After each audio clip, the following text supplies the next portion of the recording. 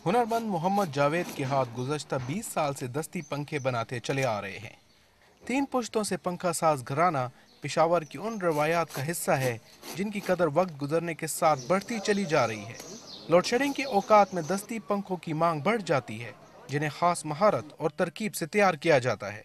ये गरीब औरतें हैं, ये उसको भूनती हैं, बनाती हैं, फिर हमारे पास आता है। हम फिर इसकी सफाई के लिए भिजवाते हैं दूसरे कारीगर के पास, वो इसको कूटता है, सफा करके फिर हमारे पास भेजता है। फिर हम इधर डंडी इसमें डालते हैं, फिर इधर से फिर औरतों के पास जाता है, वो फिर इसके ऊपर सिलाई करते हैं।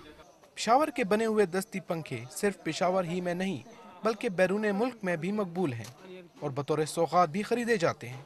बाहर के व्यापारी भी आते हैं, ले जाते हैं। अफगानिस्तान, इंडिया, इधर आगे पीछे से हैदराबाद, हर एक जगह पे जाती है।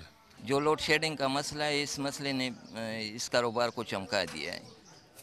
पहले हम जो 15-10 रुपए का बेचते थे, अब 25-30 रुपए उसकी कीमत हो गई है।